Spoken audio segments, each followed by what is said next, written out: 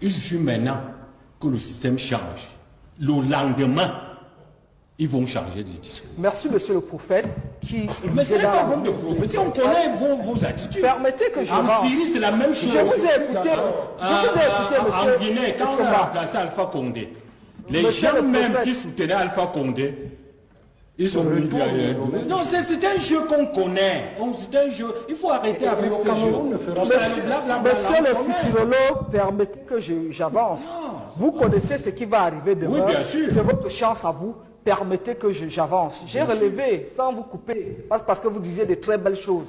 Nous disons sur ce plateau que nous ne souffrirons pas que vous appeliez la sortie de notre SGA du charabia. Il assume. Je parle y compris ce que vous dites là. J'ai dit tout le discours du RDPC. Et vous estimez que ce que vous dites là, c'est des gens qui vont changer le jour où Biya n'est plus là. Et monsieur Dieu, vous vous prenez si au sérieux quand vous dites ce que vous dites. Mais bien sûr. Vous pensez que vous êtes plus au sérieux.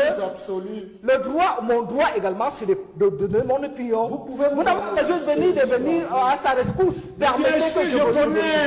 Regardez comment vous chamaillez. Permettez que j'avance. On avait vu ça avec Aïdou et Biya. C'est votre liberté. C'est-à-dire, les gens qui veulent jouer au petit malin, tant que Biya est là, ils viennent jouer au petit malin. Le jour où Biya n'est pas là, le lendemain, vous allez voir cette Natacha changer d'opinion. Monsieur le futurologue, permettez que j'avance. Nous étions en train de dire que nous n'allons pas accepter qu'à partir, vous fassiez des élucubrations sur la sortie du SGA du comité central. Il assume cette position. Contrairement à vous, monsieur Essomba, il a au moins le courage de prendre une position et de l'assumer. Il ne vient pas ce que les autres appellent du parapolitique. Ils viennent sur un plateau comme consultants alors qu'ils ont des positions tranchées. Nous attendons de vous des opinions objectives, des analyses objectives. Non, non, permettez, il ne peut pas me dire ce que je suis en train de dire, que c'est du charabia. Traiter la prise de parole de mon secrétaire général du charabia. Il estime que lui dit des choses intéressantes. Non, monsieur Boni, il faudrait qu'il ait du respect. Autant il mérite du respect, autant il mérite le mot. L'hypocrisie des gens qui vivent aux frais de l'État ne m'intimide pas. L'hypocrisie de tous ces parasites qui vivent des ressources de l'État et qui affichent leur adhésion à Biya. Je sais très bien que le jour où, si un officier sort maintenant, il dit que le régime de Biya est fini, vous allez voir tous ces gens-là derrière cet officier. Monsieur si quelqu'un renverse Biya maintenant, monsieur le futurologue, il faut arrêter avec ça. Permettez que j'avance. Okay, nous étions en train de vous dire que la parole à le RDPC est structuré et l'opinion du RDPC, c'est la discipline, c'est le test de son parti. Si vous êtes dans un régime de libertinage, par exemple, à Vision 4, vous êtes consultant. Vous ne pouvez pas outrepasser votre rôle et venir présenter l'émission Club d'élite. Permettez que le RDPC fonctionne tel que son parti l'indique. Que même au sein du RDPC, la candidature du président Biya fait problème. Et je crois que c'est ça le vrai problème de fond.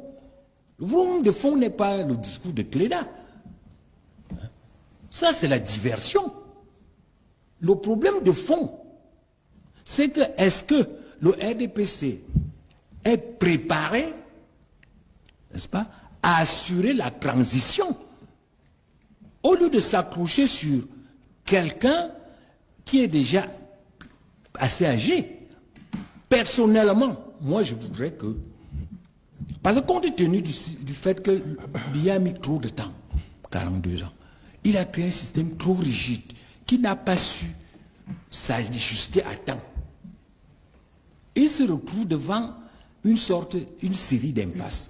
La seule personne qui peut en réalité assurer une bonne transition, c'est Biya lui-même. C'est Biya lui-même qui peut, s'il le désire,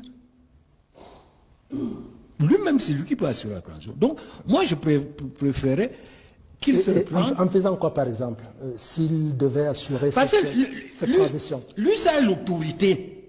Il a fabriqué un système à son image. C'est le seul qui a l'autorité sur le système. Et c'est un système qui n'est pas héritable. C'est-à-dire que même si Biya laisse quelqu'un d'autre là, cette personne-là n'aura pas l'autorité que Biya, lui, il avait. Donc il ne pourra pas conduire le système. C'est ça le problème. Parce que c'est un système qui est essentiellement charismatique, fondé sur la personne de Biya, qui a su comment il a trituré les institutions, comment il a structuré les hommes. Mais le successeur, le dauphin, pourrait hériter de ce charisme aussi. Non, on peut l'abattre par un coup d'État. Vous parlez de quoi? Quel charisme? Quel charisme? Ça, c'est des histoires. Vous ne pouvez pas hériter du régime de Biya. Ce n'est pas possible. Même Biya, qui a hérité du régime d'Ahidjo, a échappé de peu à la mort. Alors que lui, Ahidjo a tout fait pour lui donner ce pouvoir. Là, il ne faut pas oublier que le pouvoir en Afrique, c'est un pouvoir c'est la violence, c'est le sang. Donc, vous pensez qu'un individu peut venir entrer au palais, récupérer les 7500 milliards du budget, comme ça là, devant les prétentions? Non. Biya aujourd'hui est le seul qui peut discipliner le monstre qu'il a créé. Dieudonné Somba, est-ce que vous pensez que Monseigneur Cléda a une parole de trop, de plus? Et est-ce que vous comprenez pourquoi les prises de position, les prises de parole de l'Église dérangent autant le pouvoir? D'abord, ce que dit Monseigneur Cléda est dit par un très grand nombre de Camerounais. C'est une opinion qui est partagée par d'importantes franges de la population, qui d'ailleurs s'appuie sur des faits objectifs. Le premier fait étant l'âge officiel même du chef de l'État. Le président Biya a 92 ans. Et en 92 ans, on est déjà assez âgé. Maintenant, à ces 92 ans, si vous ajoutez 7 ans, ça va donner quoi, 99 ans? Donc, il y a ces facteurs objectifs qui s'amplifient par des événements que nous voyons. On a connu dernièrement l'histoire qui s'est passée dernièrement où des nouvelles venaient sur la santé du chef de l'État. On ne savait pas là où il était. Et heureusement, il est revenu assez en bonne santé. En fait, pour autant qu'un homme de 92 ans puisse être en bonne santé. Donc, en fait, le problème, peut-être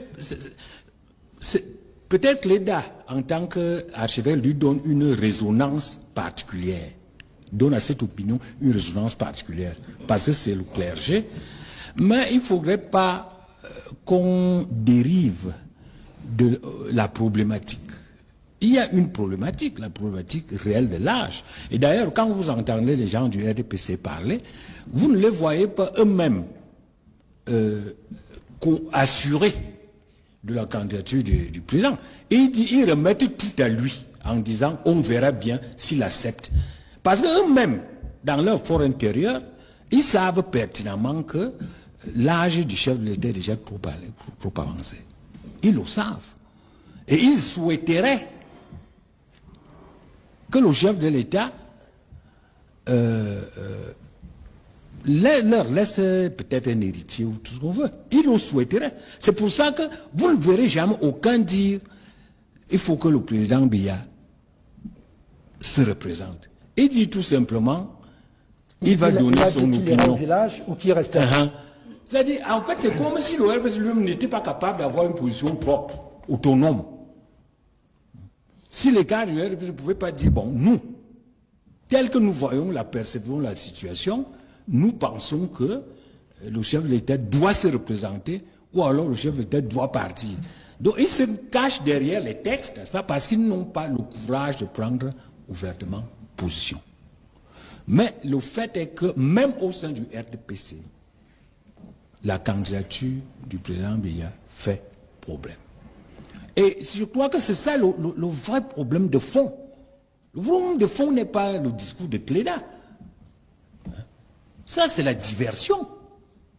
Le problème de fond, c'est que est-ce que le RDPC est préparé, n'est-ce pas, à assurer la transition au lieu de s'accrocher sur quelqu'un qui est déjà assez âgé. Personnellement, moi je voudrais que, parce que compte tenu du fait que Biya a mis trop de temps, 42 ans, il a créé un système trop rigide qui n'a pas su s'ajuster à temps. il se retrouve devant... Monsieur Grégoire Wona, je ne souffrirai pas qu'on l'appelle du charabia parce que c'est le SGA, le numéro 2 du comité central du Il a pris exemple avec... il a dit c'est du charabia. Il a pris exemple avec Ali Bongo. On reviendra... C'est une comédie qu'on connaît dans tous les régimes. Il suffit maintenant que le système change. Le lendemain, ils vont changer de discours. Merci, monsieur le prophète.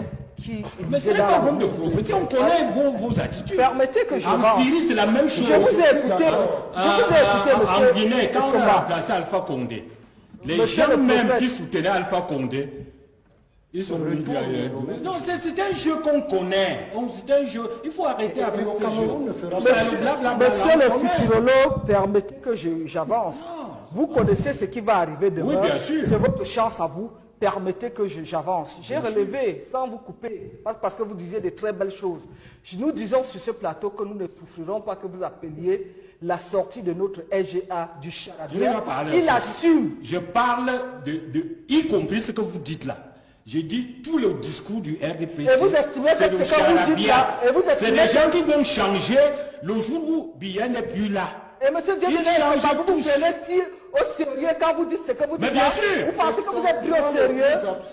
Le droit, mon droit également, c'est de donner mon opinion. Vous n'avez pas besoin de venir à sa rescousse. Permettez que je connais. Regardez comment vous chamaillez. Permettez que j'avance. Vous allez. On a même vu ça avec Aïdou et Biya. C'est votre liberté. C'est-à-dire, les gens qui veulent jouer au petit malin, tant que Biya est là, ils viennent jouer au petit malin. Le jour où Biya n'est pas là, le lendemain, vous allez voir cette Natacha changer d'opinion. Monsieur le futurologue, permettez que j'avance. Nous étions en train de dire que nous n'allons pas accepter qu'à partir, vous fassiez des élucubrations sur la sortie du SGA du comité central. Il assume cette position. Contrairement à vous, monsieur Essomba, il a au moins le courage de prendre une position et de l'assumer. Il ne vient pas ce que les autres appellent du parapolitique. Ils viennent sur un plateau comme consultants alors qu'ils ont des positions tranchées. Nous attendons de vous des opinions objectives, des analyses objectives. Non, et non votre... Non, permettez, il ne peut pas me dire ce que je suis en train de dire, que c'est du charabia. Traiter la prise de parole de mon secrétaire général du charabia. Il estime que lui dit des choses intéressantes. Non, monsieur Boni, il faudrait qu'il ait du respect. Autant il mérite du respect, autant il mérite le mot. L'hypocrisie des gens qui vivent aux frais de l'État ne m'intimide pas. L'hypocrisie de tous ces parasites qui vivent des ressources de l'État et qui affichent leur adhésion à Biya. Je sais très bien que le jour où, si un officier sort maintenant, il dit que le régime de Biya est fini, vous allez voir tous ces gens-là derrière cet officier. Si quelqu'un renverse Biya maintenant, monsieur le futurologue, permettez que j'avance. Nous étions en train de vous dire que la parole à le RDPC est structuré et l'opinion du RDPC, c'est la discipline, c'est le test de son parti. Si vous êtes dans un régime de libertinage, par exemple, à Vision 4, vous êtes consultant. Vous ne pouvez pas outrepasser votre rôle et venir présenter l'émission Club d'élite. Permettez que le RDPC fonctionne tel que son parti l'indique. Le président Paul Biya est le candidat du RDPC, ça ne souffre de rien. La prise de position de M. Cléda, c'est son opinion. Nous lui faisons déjà l'honneur de commenter son opinion. C'est une bonne chose. Il doit vous dire merci, M. Boni. Mais nous pensons que pour une personnalité comme celle-là, sa position, l'objectivité aurait été de laisser la voix au peuple. Soit on est dans le champ politique, on est dans le champ de l'Église qui choisit sa position. Mais si veut continuer dans le champ politique, nous le traiterons comme homme politique. N'en déplaise à ceux qui dénaturent notre propos pour dire que nous le disqualifions. Nous ne le disqualifions pas. Il reste homme d'église, mais il tient des propos politiques. En ce moment-là,